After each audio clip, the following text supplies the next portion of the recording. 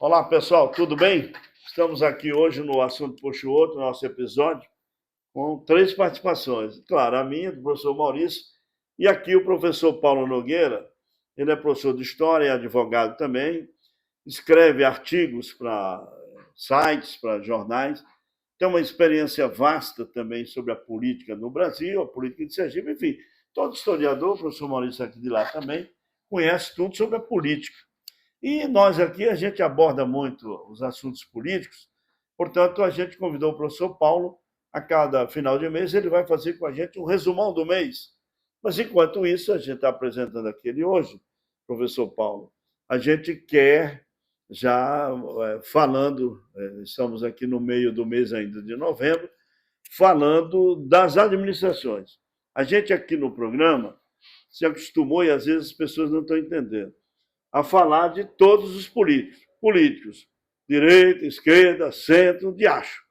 E estamos aqui falando também de governo federal, Congresso Nacional, Supremo, Prefeitura de Aracaju, governo do Estado. Aqui para a gente é análise com imparcialidade, sem querer ferir ninguém, e ao mesmo tempo, que esse devia ser o papel da mídia hoje, esclarecer, né?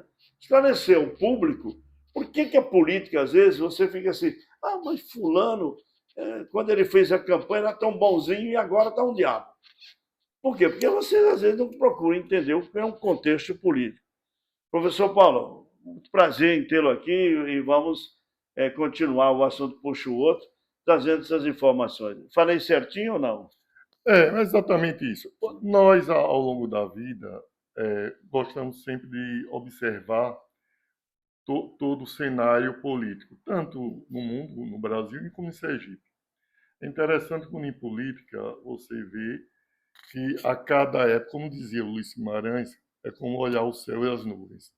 A cada olha uma nuvem está de um jeito, depois está de outro, e nunca você pode se fixar e determinar, por exemplo, o que poderia acontecer caso ocorresse tais e qualquer fatos. Porém, recentemente na política de Sergipe, em Aracaju, ocorreram alguns fatos, né, somente depois da saída praticamente da cena política das famílias tradicionais de Sergipe, como os Hollenberg, os Francos, e a chegada de algo inédito foi de João Alves Filho, que ao ser nomeado prefeito por José Hollenberg Leite em Aracaju, como não tinha nenhum vício político natural de todos os políticos, de vereador a governador, ele fez uma administração notável que Aracaju passou a ter duas histórias, antes e depois de João Alves.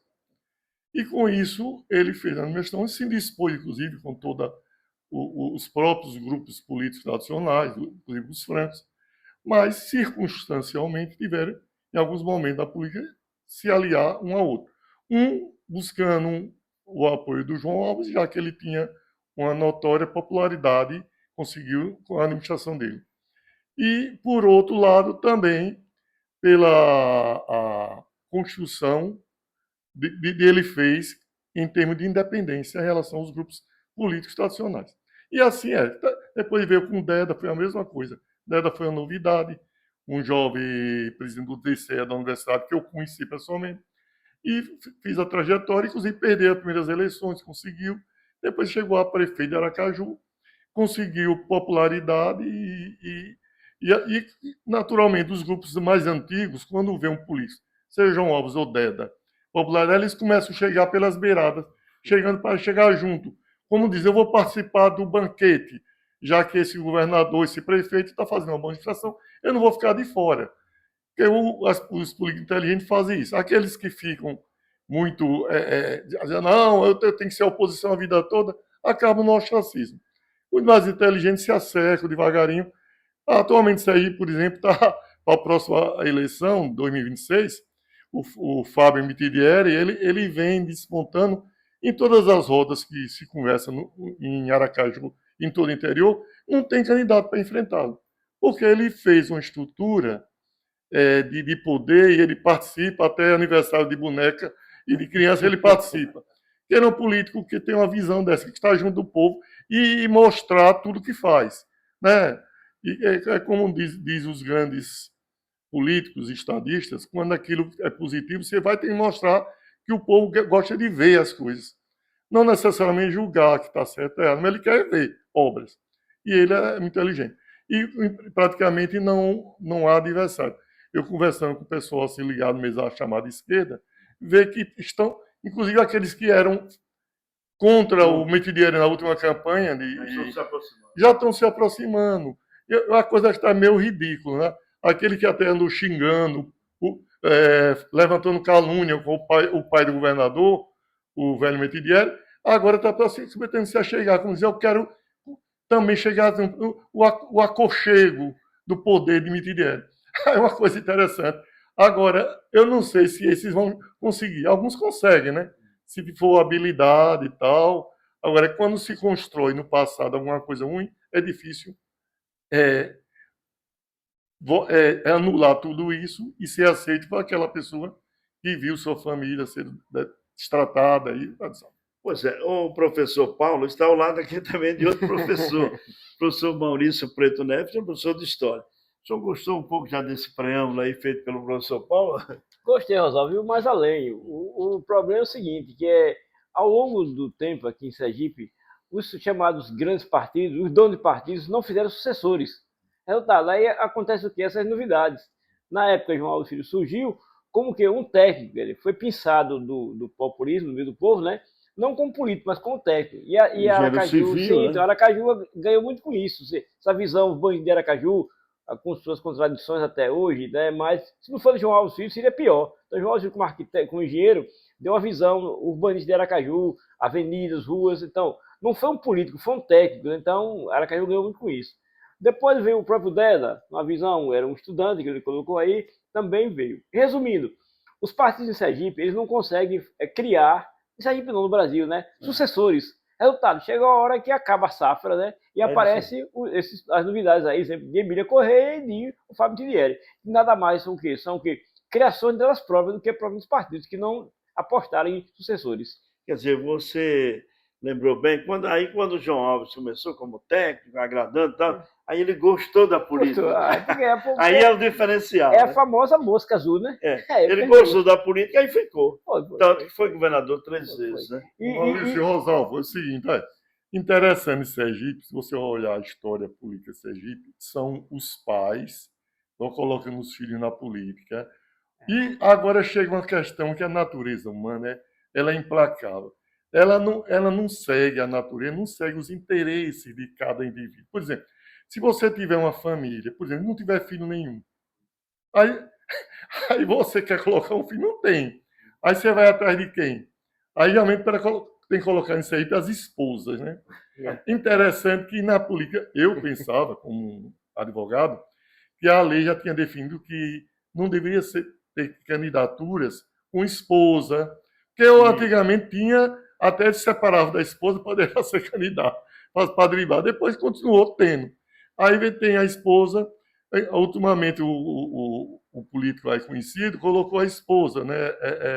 Aí a esposa foi um fracasso, porque ela, por ser esposa do senador, não quer dizer que ela tem popularidade. E tem pessoas que, ainda bem para a política, que por si só, por suas qualidades pessoais, sua vida profissional, como foi o caso de muitos aqui que apareceram em Polícia Sergipe, e conseguiram um espaço. Não necessário ser filho dos Hollenberg, dos Francos, dos Alves, etc. Porque o fato de ser filho de um político famoso quer dizer que tenha qualidades políticas e consegue granjear a popularidade que o pai tem ou que o irmão tem. E muitas vezes, professor, é que a gente vê Congresso Nacional, Câmara de Vereadores, sempre tem algum palerma, né? Um palerma que eu quero dizer, você não sabe nada, não entende nada de política, né, professor Maurício? E de repente ele está lá no bolo. Aí passa 4 anos, o pai, não, vamos reelegê-lo. São os fenômenos, né, da política também. São os fenômenos? Fenômenos eu chamo porque é o seguinte, às vezes você não dá... Aí não precisa muito longe, não. Tem o famoso senador Cleitinho. Cleitinho? Quem é o senador Cleitinho na fila do pão hoje em dia? Então, mas Cleitinho tem projeção, né? Deu um grupo, né, que formou, né, e levou ele a... Em conversa lá, você encontra também lá Otto Alencar, você encontra lá o próprio Jacques Wagner, né? Paulo Souto, essa Paulo turma Souto. foi da Bahia. Aí você volta, aí você tem também lá desse grupo aí, o Alessandro Vieira, né? Então um universo heterogêneo, né? Que leva essas situações, né? Lembrando que o povo é o senhor dessas decisões, né? Então, vocês, mas lá tem um cara que é de radical de esquerda, que é exemplo do próprio Boulos, né? Radical de direita e tal. Mas porque a sociedade é assim, ela é heterogênea, né? E se não fosse assim, não teria graça, né? Vocês são estudiosos, eu me lembro sempre de Nicolau Maquiavel, né? Que quando eu fui estudar, eu leio esse livro, tá? E aí eu fico querendo me arremeter. Aí eu fico querendo me arremeter ao meu passado, quer dizer, aqui eu estou de cabelo branco, mas era garoto, e o Paulo me conhecia, sabia que o sobrinho dele lá é um garoto novo, lá, e meu pai é o mais antigo da família e tal. E todos falaram, não, porque a política, e eu me lembro, que eu já falei isso aqui, que meu avô era um entusiasta de Getúlio Vargas, né? E aí você pegar a juventude, a meninada, esses eleitores hoje não sabem nada disso. Outro dia desses, a gente gravou um episódio aqui com o professor Paulo para fazer um pouco do histórico, para as pessoas entenderem, mano, o que é a política. A política é a arte do bem comum, é bacana, mas na prática, como é que ela funciona, né, professor? Inclusive, no estudo da filosofia, candidato vem da palavra cândido, que é a pessoa pura, quer dizer, a pessoa de um servidor. Para ficar res pública, era o bem público para servir. E algumas pessoas confundem o bem público como um bem de interesse particular. Aí começa a empregar a família, começa a usar a coisa pública como coisa pessoal. Aí é o grande problema. Porque quando um político surge inicialmente, como no caso, vamos falar, a memória em respeito à memória do Dr. João Alves Filho, que ele viu uma família, filho de um construtor em Aracaju. O pai era muito mais conhecido que ele foi estudar em Salvador, se formou em engenharia, e o Zé Rolenberg Leite o valorizou, colocou. Ele entrou, como o Rosalvo falou, como técnico, fez uma administração excelente. Agora, uma base para o pessoal que assiste agora aqui o programa do Maurício e do Rosalvo, ver o seguinte: o ponto fundamental, essencial de tudo isso é o quê? Honestidade. Ora, se um político é honesto, ele já consegue mais da metade da missão de possibilidade de construir alguma coisa. Porque quando o político entra antes da eleição, ela começa com o pensamento em roubar, na falar é certo mesmo, roubar, o surrupiar o dinheiro público e através do empreguismo, usando as empreiteiras, tudo como o Brasil todo acompanhou, do mensalão, no petrolão, apesar que esse fenômeno não era novo no Brasil. Aí é diferente. E o João Alves, como não tinha nenhum vício, que é o mal da política, é um vício em fazer a safadeza, ele veio, fez o trabalho dele, simplesmente com honestidade. Aí sobra dinheiro. Aí consegue fazer obras. Inclusive, quando ele tenta realizar a obra, muitas vezes com sacrifício, porque às vezes o governo federal como não existia as emendas parlamentares, e o governo federal era contra ele, mas ele conseguia, porque as emendas arrecadou, aplicou. Simplesmente, quer dizer, a fazer aquilo que todo político devia ter, comportamento ético, ou seja, respeito, que o dinheiro não é dele, é do público. Agora, essa pergunta eu faço também para o professor Maurício. E é comum achar político honesto hoje em dia? Olha, eu não sou tão sonhador como o professor Paulo, mas é que pelo menos você coloca em prática, sabe o quê? Algumas ideias suas que servem para o bem comum. Um exemplo bem prático é João Alves. João Alves, quando se formou em engenharia na Bahia, voltou para Sergipe, ele queria o quê? Colocar em prática seus conhecimentos técnicos. E como foi que ele fez isso? Ele aproveitou a oportunidade que teve política para exercitar a questão do desenvolvimento urbano de Aracaju, as avenidas de Aracaju, as ruas, os bairros de Aracaju. Planejou, ele pelo menos ele colocou em prática 90% das suas ideias. E Aracaju, graças a ele, é hoje o que é. E se não for, e ainda sofremos a questão das intempéries aí no período chuvoso. Agora você imagine Aracaju, se não fossem as ideias de desbravador de João Alves da década de 70, avenidas, a exemplo de Hermes Fontes, a exemplo de Beira-Mar. Então, João Alves, a sua visão como técnico, né? Ele como político, era prefeito, né? E colocou a sua visão toda técnica em prática, né? fez com que Aracaju cresceu. Ou seja, ele promoveu, naquele início lá, o chamado bem comum, né? Bem comum. Eu não vou nem por essa seara aí, que hoje em dia, como diz os antigos, se botar chocalho, ninguém dorme, né? Mas ele colocou uma coisa que hoje é rara. A primeira, o cara chega ao poder, ele quer colocar o quê? Seus amigos, ter a cargo, e amigos até incompetentes. Porque você botar amigo nos cargos, até aí eu acho nada demais. Agora, bota amigo competente que trabalhe. Aí eu boto, por exemplo, lá, aí boto o meu amigo Juquinha das Flores, e o Juquinha das Flores é o meu amigo, e para por aí. O Juquinha não sabe de nada, mas está lá. Prover desenvolvimento, conhecimento. Você, claro que não vai ser perfeito, nada é perfeito, mas você vai sentir que tem um toque de modernidade, de avanço, coisa que infelizmente não acontece. Bom, no governo do Estado, o governador Fábio Mitidieri, ele formou o secretariado dele, claro, fez os acordos políticos e colocou na Secretaria de Turismo Marcos Franco. Com todo respeito. Não, o Marcos Franco, nada contra a pessoa do Marcos Franco, mas o Marcos Franco só tinha tradição da família Franco. Olha, ele tinha, por exemplo, ao lado lá, o senhor Fabiano Oliveira, que não tem esse sobrenome, mas queira ou não queira, Fabiano Oliveira tem conhecimento de turismo, sabe? Que era um homem talhado, em tese, porque conhece no dia a dia, exercitou e autor dessa festa particular, que foi ele. Agora, com todo respeito, o Marcos Franco não tem nada a ver, ainda por cima, se envolveu aí pelas pessoais, resultado. Já devia ser sacado há muito tempo, mas está aí. Ou seja, o exemplo que eu falei a você foi para colocar... Como é que é o passamão? O chamado um agrado. apadrinhamento, né? E também o sobrenome da família Franco, né? O sobrenome. Por quê? Porque senão nada disso. Mas naquela época já existia isso também, né? O grande problema hoje é que a política fica repetindo os velhos vícios. Porque, olha, quando você fala na área de turismo, por exemplo, existe hoje universidade formando pessoal na área de turismo. Ora, esse pessoal que se forma, seja médico, engenheiro, ou agente de turismo, deveriam aproveitar esse pessoal como tem hoje na área jornalística, faculdade de jornalismo, para formar jornalista, ou seja, valorizar a formação. Agora, o problema grave, Rosalba e Maurício, é o seguinte: a política, por tudo que apresentou em termos de sujeira, de coisa que realmente quem tem um estômago sensível não consegue nem se abordar. Porque se houver, quando houver notícia na grande mídia, nas televisões, numa hora do almoço, hoje eu estou pensando, e já venho tentando praticar, é não ligar os noticiários.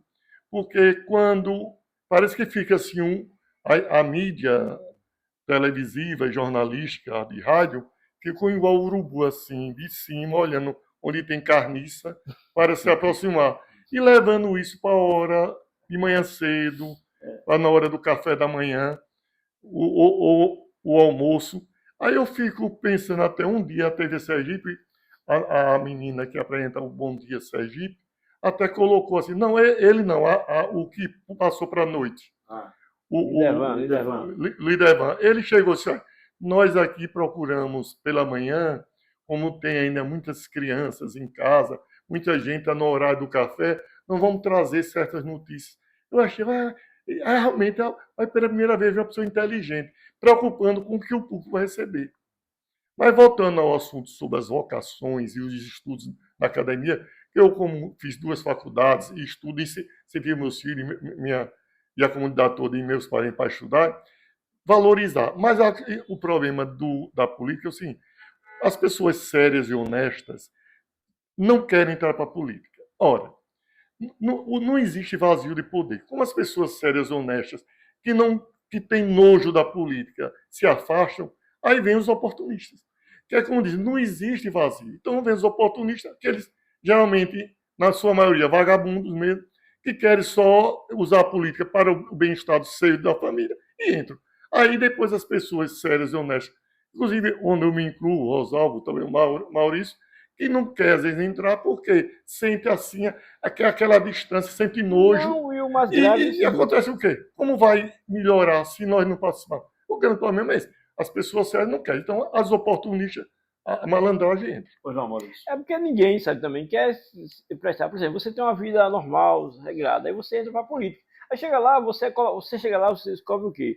Que é um pântano de coisa ruim. Ainda por cima, coloca seu nome E outra, depois você pegou a pecha de que não presta, para você tirar aquilo é como se fosse uma tatuagem, né? Então você entrou, ou seja, as pessoas de bem, que deveriam estar na política, né? Não querem ver entrar na situação, porque você é levado ao desgaste.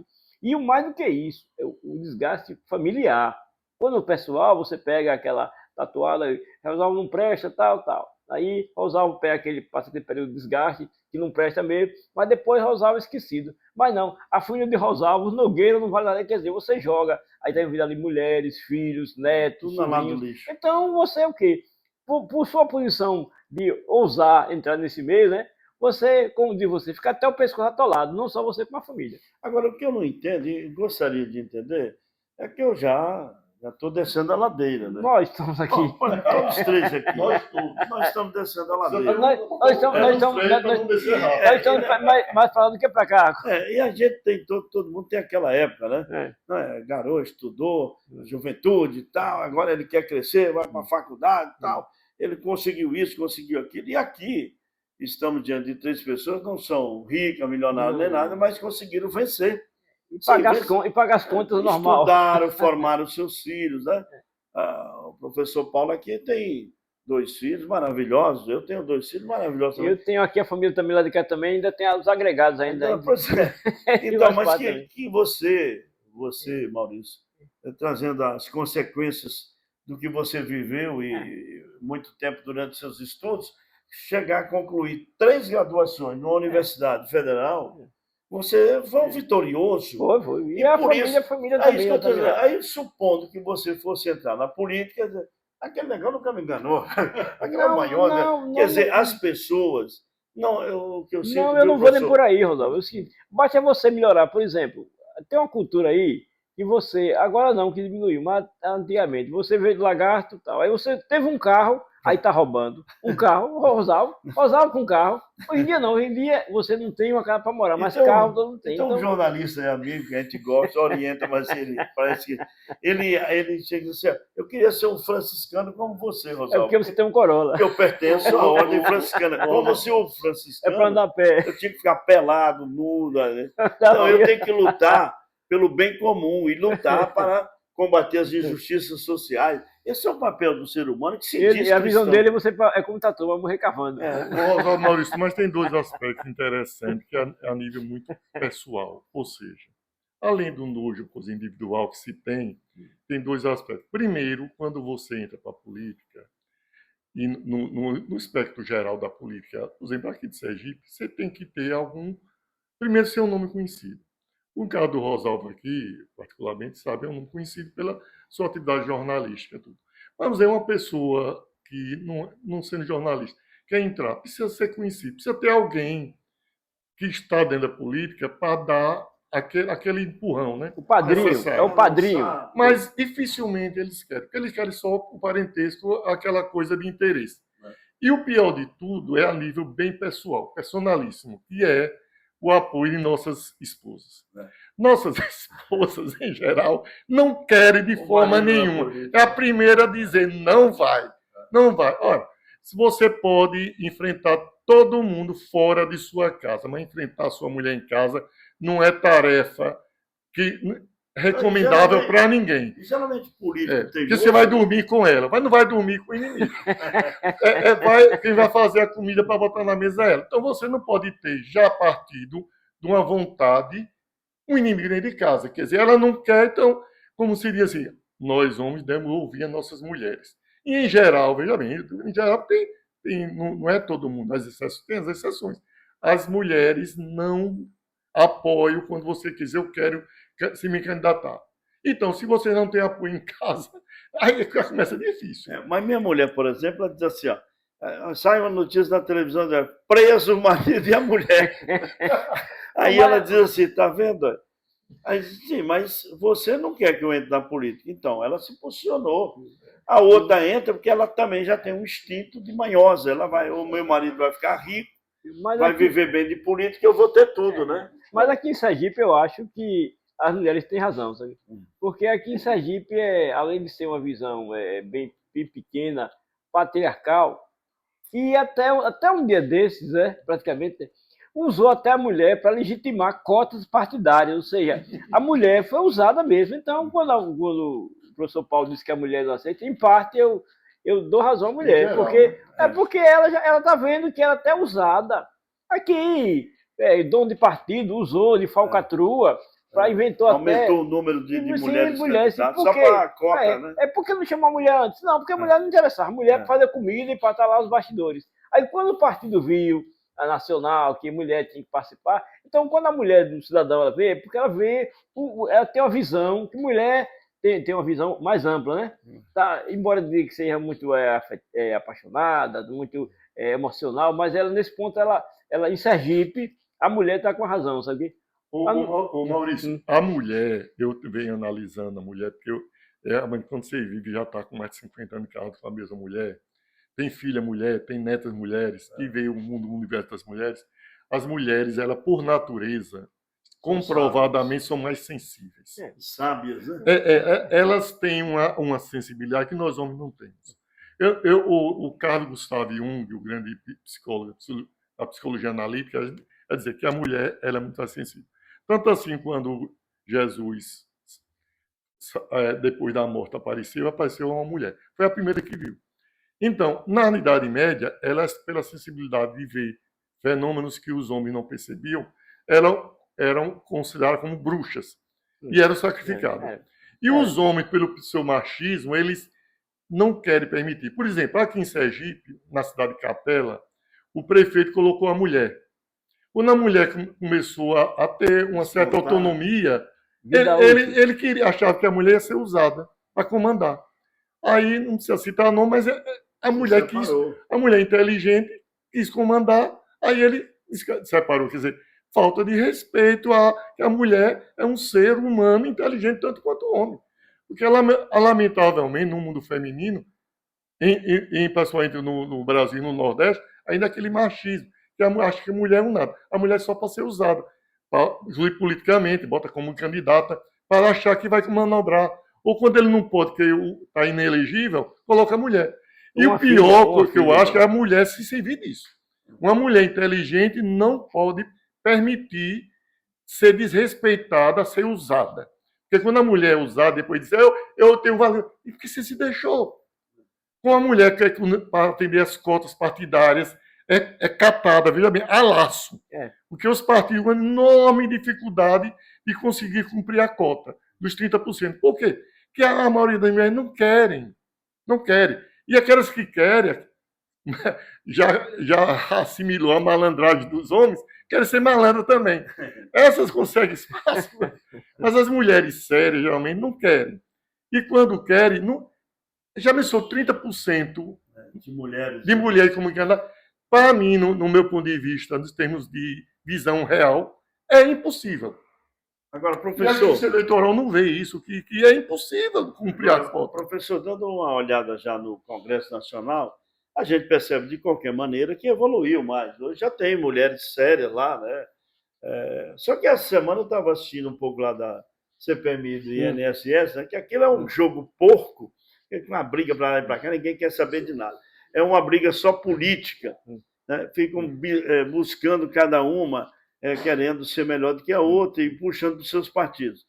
Mas uma determinada mulher chega lá, tirou uma foto, você viu, uma deputada de Santa Catarina, com 4 metralhadoras, né? 4 rios, né? Atrás, né? Não, porque não sei o quê. Quer dizer, nós estamos vivendo um momento para fugir da violência, aí vem ela, defende as armas, como o governo passado defendia o uso de armas. Então a gente vai vendo que uma mulher que tem sensibilidade não deve nunca apoiar isso. Eu percebo, mas que tem várias mulheres que deram uma conotação nova no Congresso Nacional. Aí eu pergunto, vindo para o regional, aqui em Sergipe, nós temos poucas. As mulheres que entraram na política se tornaram deputadas, depois foram para o Tribunal de Contas. O Tribunal de Contas é uma gostosura, né? Que é quase...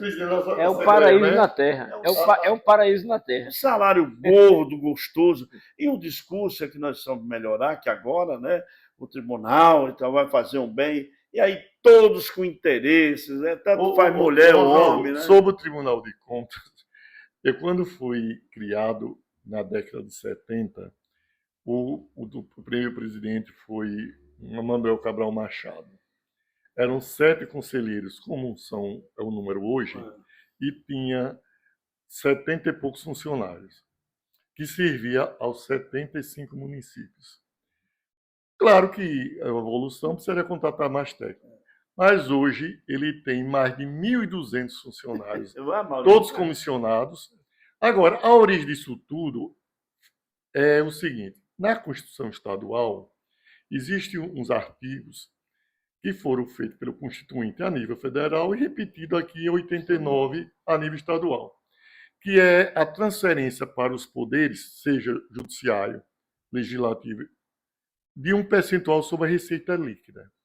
Aí é uma questão de matemática. Olha, eu gosto de matemática, matemática não tem ideologia, não tem. Ela, 2 mais 2, continua 4.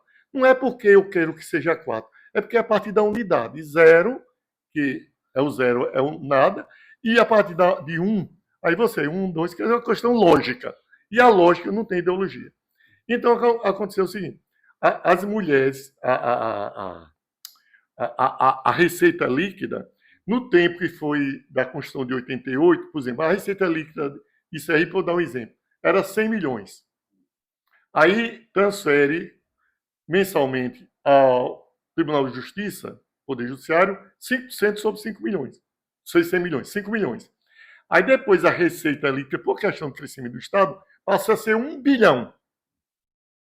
Aí é 5% de 1 bilhão. Aí passa a ser 200 milhões. Mas os deputados, por exemplo, continuou 24. O juizado continuou mais ou menos, evolui muito pouco. Mas vem aquele dinheirama todinha obrigatória, que é colocado nas mãos da mesa diretora da Assembleia ou da presidência do Tribunal de Justiça. Aí o que ele faz com aquele dinheiro? Ele paga o juiz e sobra. Aí a sobra, pela lógica, deveria ser devolvida ao Poder Executivo para benefício do povo. Inclusive para a Previdência do Judiciário, do Tribunal de Contas e da Assembleia. Previdência.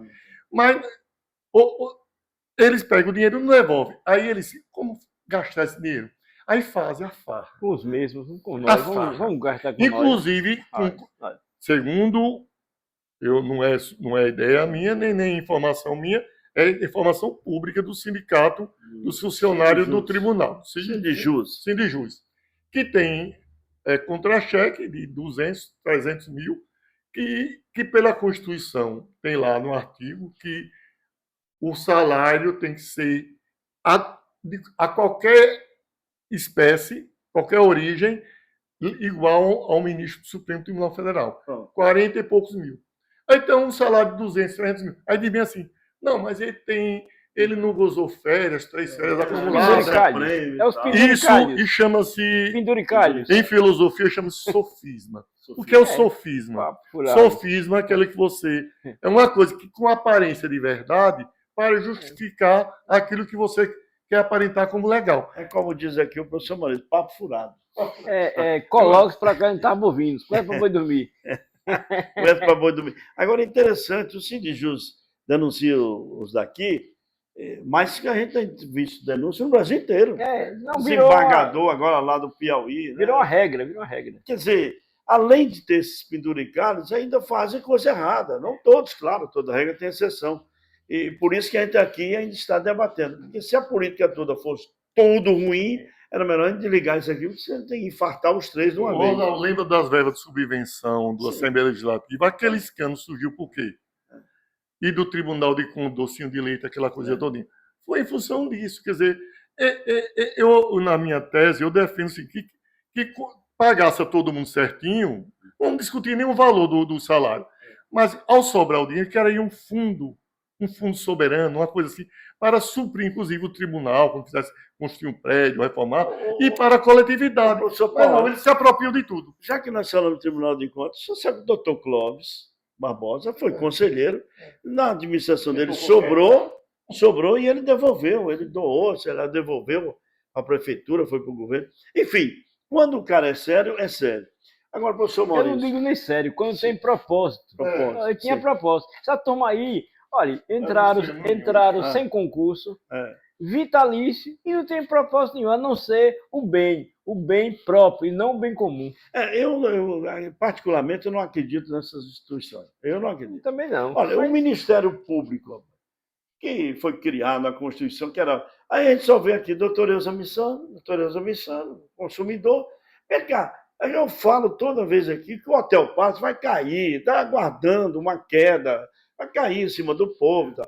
Quando cair, a essa altura... Mas no discurso do tribunal, você tem que ser provocado. Não teve um acidente, não provocou. Então, nós vamos provocar. Aí o Ministério Público faz um prédio lindo daquele, luxento.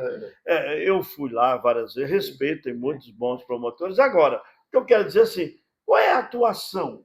Porque o governo do Estado aluga prédios de amigos, paga um aluguel, e prédios dela, o professor Maurício, você lembrar daqui, aquele prédio que era o edifício Walter Franco, que era o Ministério Público.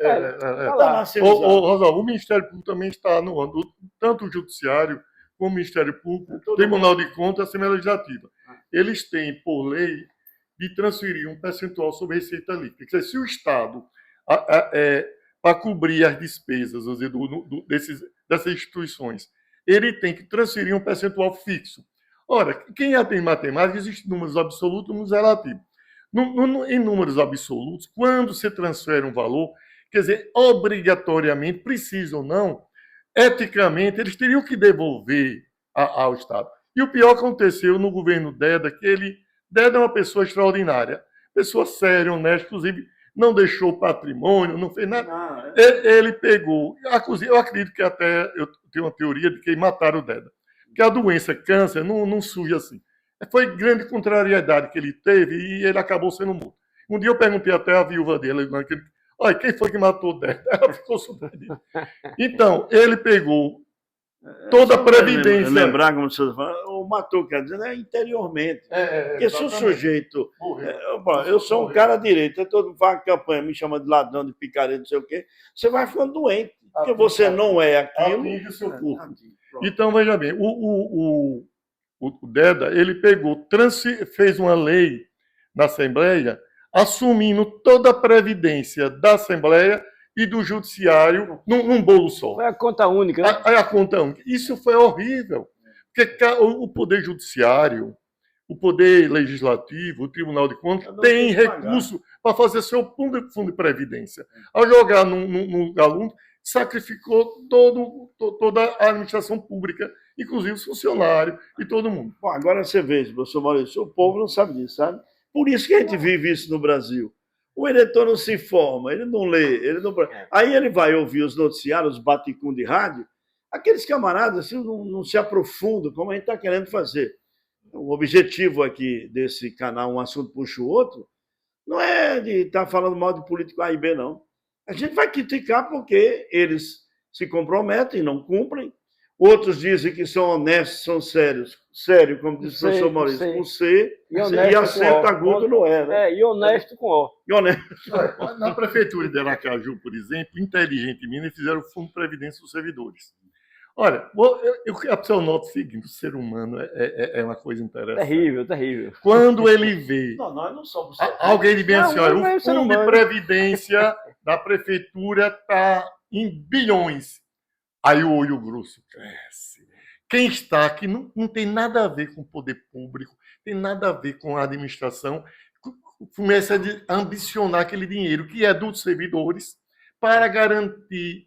Aí cria o futuro, aí cria uma série, cria uma conselho consultivo para reunir, com jetons, quer dizer, aí que palavra, eu gosto de falar, vamos palavra que o povo gosta, safadeza e malandragem. São as duas palavras populares do Brasil. Na política, safadeza e malandragem. Pois é. Agora você veja como é que é difícil. A gente está discutindo aqui, eu dizendo que nós já estamos descendo a ladeira, pensando que um dia o Brasil vai melhorar. Porque a gente vai perdendo um pouco essa confiança e essa esperança. Mas eu era garoto e já me diziam isso. E aí, nesse meio, aí apareceu aqui em Sergipe um Deda, João Alves, né? Um deputado, um vereador. Mas eu percebo, professor Paulo e professor Maurício, que, de qualquer maneira, o que a sociedade tem que discernir é que ela precisa botar gente decente e preparada. Por que você mandar para lá um deputado semi-analfabeto? Nada contra, mas semi-analfabeto vai discutir leis no Congresso Nacional, aí o cara vai dizer, eu vou dar 1 milhão para pagar Safadão. No festejo junino vai ter Safadão 1 milhão. E quer que a gente ache bonito. E o pior, prefeito, governador, quando contrata esses caras, eles acham que é normal, né? É porque também, Rosalvo, o culpado disso somos nós. Nós não temos, nossa geração, somos o quê? Formados por quê? Por semi-analfabetos, então analfabetos funcionais. Não tem educação. Não tem educação. Então, educar isso aí. Isso aí é fruto do quê? De falta de quê? Educação não é família, não. É do conhecimento, leitura, né? Então, isso aí. A tendência é o quê? Hoje em dia, a tendência é o quê? Olha, vamos chegar para, como diz o outro, sem aprofundar. Sujeito que estudou, tal, ele tem uma dificuldade grande de arranjar um emprego, né? Sujeito vira, sabe o quê? Influência digital. Aí pronto, tá rico. Olha, só uma parte só. Há 5 anos atrás, o sonho do brasileiro é o quê? Jogar de futebol, né? Jogar futebol. Hoje em dia não é sonho, é influência digital. Influência. Você tem seguidores, apareceu, seguidor analfabeto. E diz que os influencers estão ganhando dinheiro. Pois é, então, é isso que dá dinheiro. Influência é o quê? Não precisa estudar, mas como é que eu faço para ser um influencer? Você tem que ter influência, você não tem. A minha influência é pouca, né? As pessoas dizem nenhuma, assim, ou nenhuma. Elas dizem assim, ó, eu gosto daquele professor. Eu gosto e para por aí. Não, essa semana o Rosalvo é um jornalista sério. Pronto. Honesto. Parabéns pela entrevista. Parabéns, eu concedi uma entrevista ao JL Política, ao Josailton, aí recebi algumas. Parabéns pelo seu caráter. Aí a pergunta é: caráter ainda é quem define o bom cidadão? Não? O caráter, como o caráter não tem preço, nem a ética, fica difícil. Porque se tivesse preço e ganhasse muito dinheiro, ia aparecer tanta gente de bom caráter com ética, é formidável. Rosalvo, agora eu queria que você e Maurício abordassem um assunto que foi notícia no final do mês passado, que é sobre a morte de 121 pessoas nos morros do Rio de Janeiro. Não é pelas mortes em si. Eu escrevi um artigo e que me surpreendeu sobre não foi a morte, foi a reação das pessoas. Ou seja, as pessoas que se dizem cristãos, evangélico, católico, espírita, aplaudiram, na sua maioria, as mortes e muitos até acharam que eles iam morrer mais. Ora, eu leio no Evangelho, eu acredito no Evangelho e vou morrer acreditando. Porque ali, como ele diz, eu sou o caminho, a verdade e a vida. Está a verdade. A verdade é ele. E o que ele ensinou, diz, amai aos vossos irmãos. Ele desafiou a dizer, amai aos vossos inimigos. Talvez não sejam tantos para amar os inimigos, mas pelo menos seguir. E uma pessoa que aplaude no domingo, durante a semana, ou no sábado, o adventista vai ao seu culto, e como ele diz, antes de ir para fazer o culto, vá primeiro se reconciliar com seu irmão. E aplaudir aquilo ali, eu acho, como você falou, o Brasil tem futuro. Como dizem por aí os estudiosos, que o Brasil não vai ser nunca um país civilizado. Ele está na barbárie e vai se mergulhar na barbárie diante da relativização da vida. Eu dizia, quando eu era menino na minha terra, quando se tinha um sinal no sino da igreja, seu pai era um dos que batia o sino lá, aquele rapazinho, menino, ele era encarregado de quando morria alguém, e bateu o sino. Aquele batido bem triste, que a cidade inteira ficava comovida. Porque morreu alguém. A morte de uma só pessoa é motivo de sofrimento. O escritor americano Ernest Hemingway disse, por que os sinos dobram? Ele dobra por ti. Um ser humano tem que ser respeitado e não morrer como um cachorro. Hoje o cachorro é mais considerado. Tem até os planos. Tem um plano de saúde para cachorro. O plano PET, ainda mais. Psicólogo. E se você quiser, você deixa de ter o seu plano de saúde e faça um do PET. Bom, mas a opinião é a seguinte. Eu vou começar por mim. Eu, quem me conhece, é porque eu sou católico. E eu trabalhei nas instituições católicas, na Arquidiocese, fui assessor do arcebispo Dom Leste durante 20 anos. Fui por 17 anos, funcionário não, voluntário, pouca gente sabia disso, da Rádio Cultura, quando era administrado pela comunidade Shalom, e chegou aqui em Sergipe, dizendo que ia viver da providência de Deus e tal, ia manter a rádio na providência de Deus. Bom, depois eu fui também para a TV Canção Nova. Eu vi, com esses olhos, como diz o outro, que é a terra de comer, o padre Jonas Abib comprando a TV Jornal para se transformar na Canção Nova. E ele comprou na fé. Esse sim, eu vi na prática, porque ele chegou e disse... Uma oferta maior. Não, ele disse, eu não tenho dinheiro. E um cara que todo mundo achava que era sabido e tal, que era o padre Carvalho. Pois foi o padre Carvalho que emprestou 500 mil para dar entrada na compra da TV Jornal, que agora é a Canção Nova. Eu vi tudo isso. Então eu vi pessoas, eu conheço, sou amigo pessoal do padre Zezinho. Eu conheci irmão Walter lá em Divina Pastora. Eu conheci uma série de pessoas, um monte de pessoas. Gente de bem, humilde, fraterna, que pensa no outro. Então, eu não sou fanático, essa é a diferença. Passei a respeitar os evangélicos. Os meus filhos são evangélicos. O meu filho é um evangélico, mas que ele já também se decepcionou em muitas igrejas, os líderes. Então, o que eu queria lhe dizer é o seguinte, que as religiões, elas ajudam, eu aprendi isso, é importante, mas como todo mundo fala, a religião a Bíblia Sagrada é Jesus Cristo, é o testemunho dele, é o testemunho que ele deu ao povo. Quando eu vi aquele povo, aqueles seres humanos mortos lá no Rio de Janeiro, naquela favela, 120 assim, eu vi uma das mães, quando ela chegou, que tirou aquele pano assim do rosto, que viu que era o filho, ela se desesperou. Uma vez eu conversando com o padre Zezinho, ele me disse assim, quando morre uma mulher muçulmana, Rosalvo, quando tem aquelas guerras lá no Iraque, e depois agora Gaza, que joga aquela bomba lá e mata o filho. O grito daquela mãe é a mesma mãe, católica, evangélica, espírita, é o mesmo ser humano. E eu vi, então, uma mãe, uma pobre mãe lá do Rio de Janeiro, que ela disse assim, não, eu falei tanto para meu filho não se meter nisso, eu aconselhei tanto, e ele se meteu. Mas ele é igual aquele policial, ele é um ser humano também, aquele policial que morreu. Esse é o problema da sociedade. A sociedade quer acreditar no evangelho para você, os seus gostos. Não é para fazer a vontade realmente de Deus que ensinou o amor, a partilha, a misericórdia, a compaixão. O que é que ela disse? Eu ensinei, eu disse ao meu filho para não ir lá. Mas essa mulher, naturalmente, separada, criou esse filho sozinha, e ela tem que sair para trabalhar. E o filho ficava lá no morro, na casa dela, lá brincando, e os traficantes que chegaram tomaram conta, e uma mãe disse assim, quando os meus filhos eram pequenininhos, o que é que eles pensavam? E o que é que eu, mãe, pensava dele? Um futuro para ele.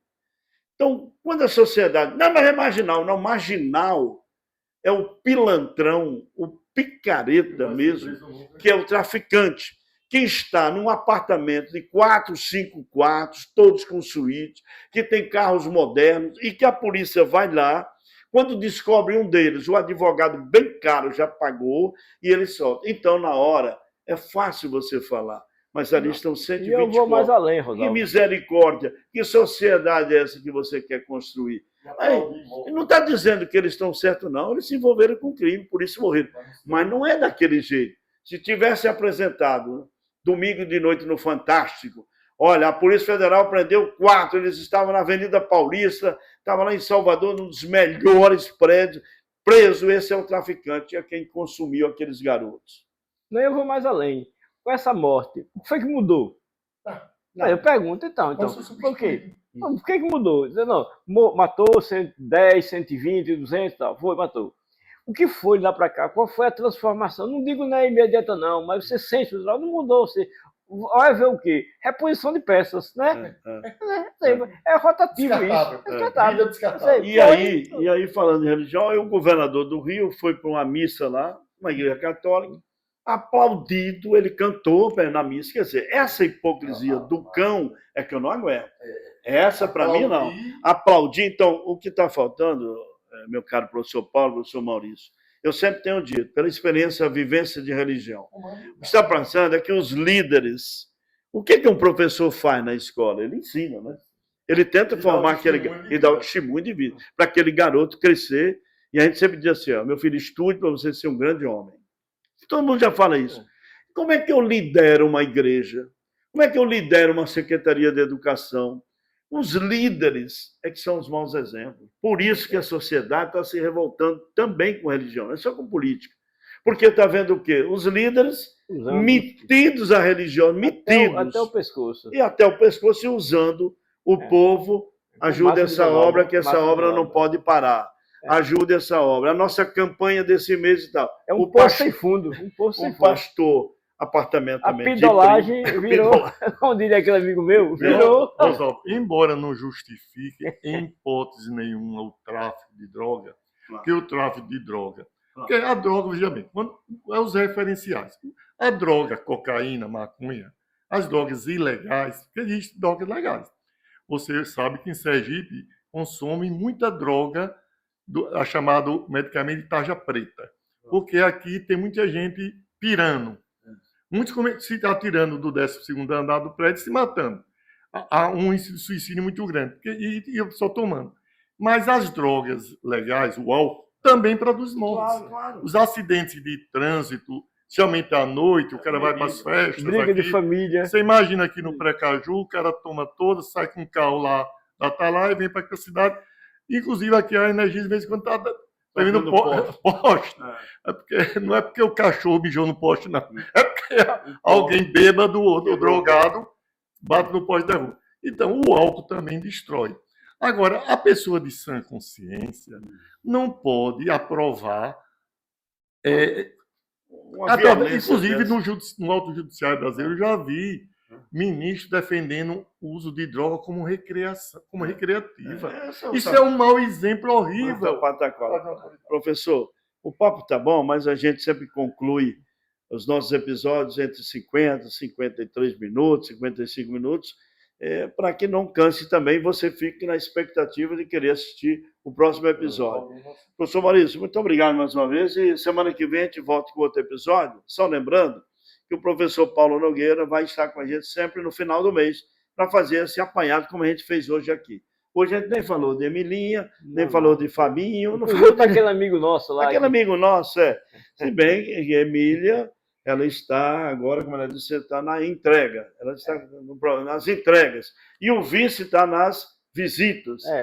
E os outros estão tentando fazer uma chapa de oposição. Por enquanto, inclusive com a análise do professor Paulo Nogueira, hoje aqui no programa, é que o WO está próximo a chegar. O time que vai ganhar essa eleição para o ano que vem, se não houver nenhum fato novo, é o WO. E o WO é Fábio Tidiane. Com certeza. Muito obrigado a todos vocês e até a semana que vem.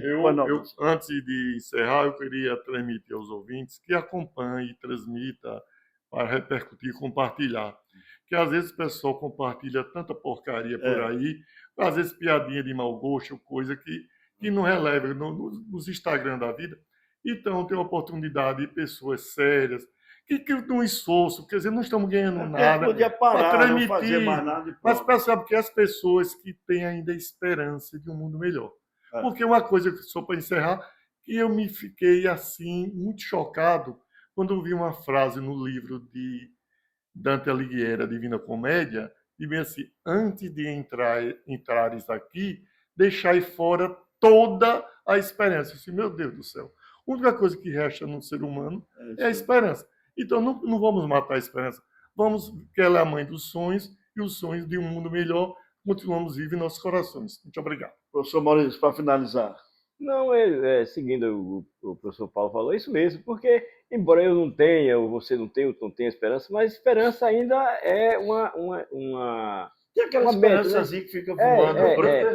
Exceção de quando é sogra, no meu caso, que é o que morre, né? Mas o resto do mundo. É oxigênio, Maurício. Com certeza. Olha, pessoal, aquele abraço. Não esqueça, como disse o professor Paulo, de compartilhar, se inscrever aqui no canal. Rosalvo Nogueira.